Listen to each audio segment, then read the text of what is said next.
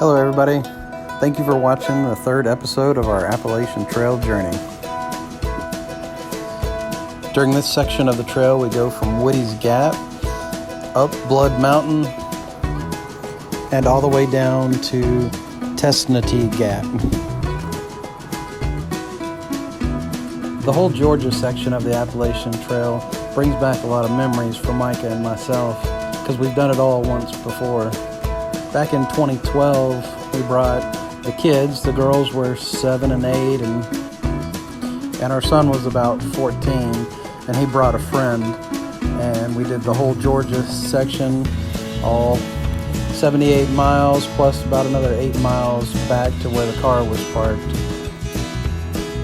One of the things that we remember the most about that trip was the ascent up to Blood Mountain. We remember it being very rocky and very steep and having to stop every 10-15 steps just to catch our breath. After 12 years, it hasn't changed very much. We stopped here at Jared's Gap to refill on water before we pushed up for the final 2 miles up to the top of Blood Mountain.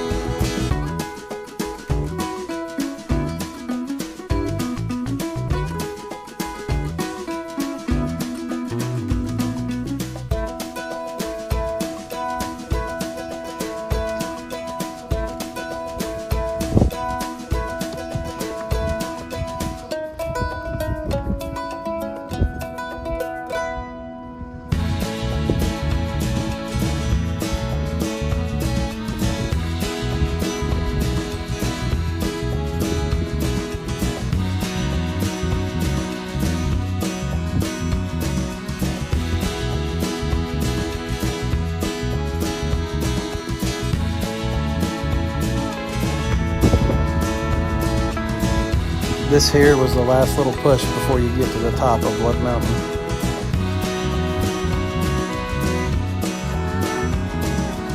There are some trails that let you bypass the top of Blood Mountain, but once you finally make it up to the top, it's well worth the views.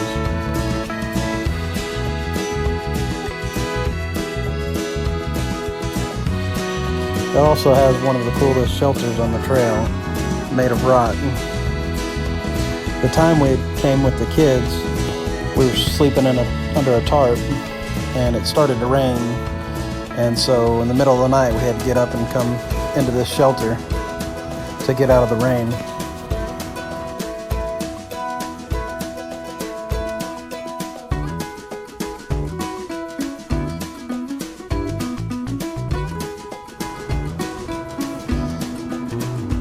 At over 4,400 feet, Blood Mountain is the highest peak on the Appalachian Trail in Georgia.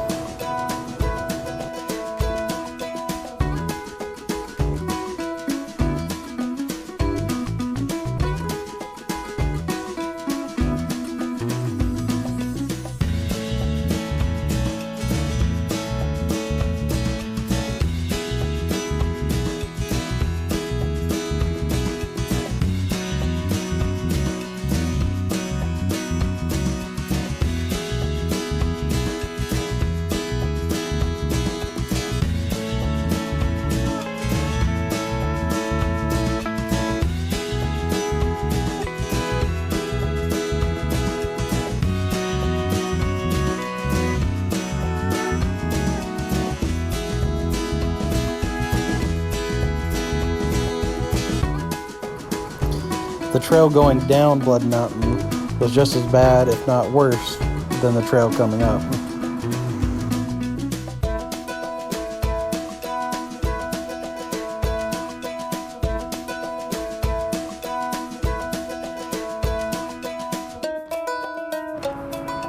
But after about 2 miles of straight downhill, you finally come to Neal's Gap.